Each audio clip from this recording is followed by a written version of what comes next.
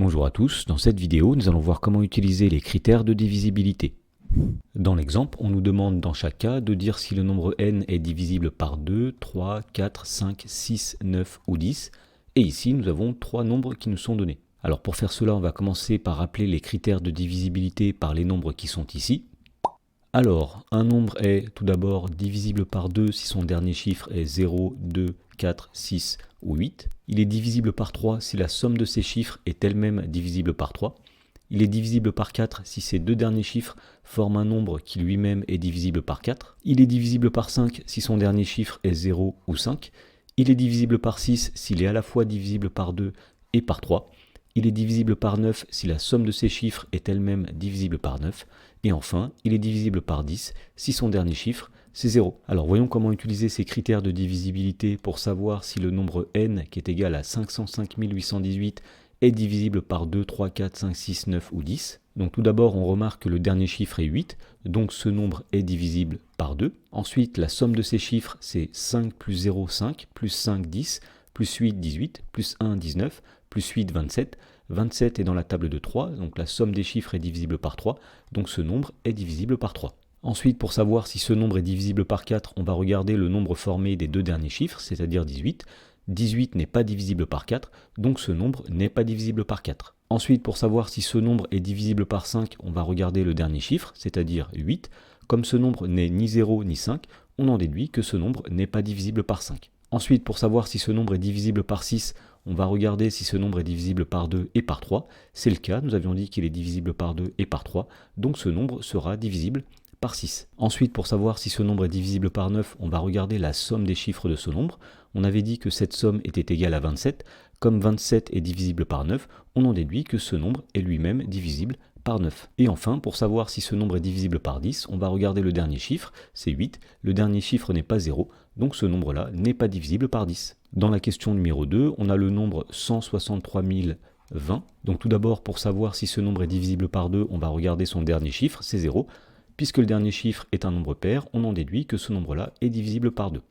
Ensuite, pour savoir si ce nombre est divisible par 3, on va regarder la somme des chiffres de ce nombre. Alors la somme des chiffres, c'est 1 plus 6, 7, plus 3, 10, plus 0, 10, plus 2, 12, plus 0, 12. Puisque 12 est divisible par 3, on en déduit que ce nombre est lui-même divisible par 3. Ensuite, pour savoir si ce nombre est divisible par 4, on va regarder le nombre formé des deux derniers chiffres, c'est-à-dire 20.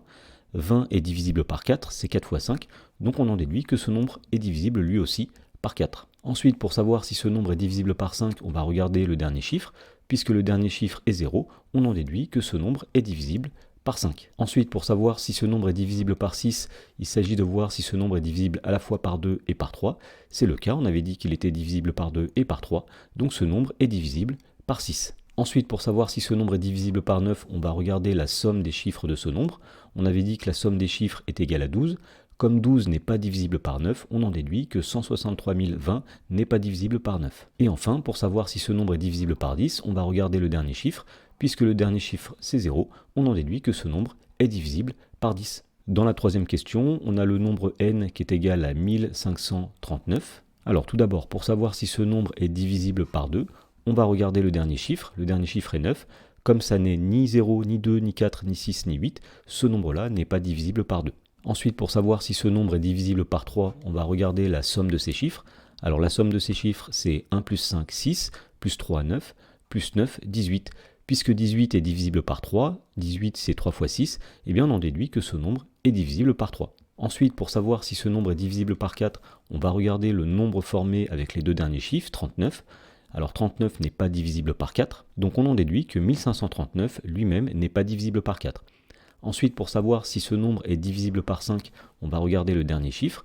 Puisque le dernier chiffre n'est ni 0 ni 5, on en déduit que ce nombre n'est pas divisible par 5. Ensuite, pour savoir si 1539 est divisible par 6, il s'agit de voir si ce nombre est divisible à la fois par 2 et par 3.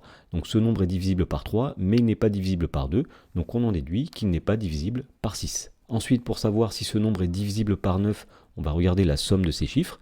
Donc on avait dit que la somme de ces chiffres c'est 18.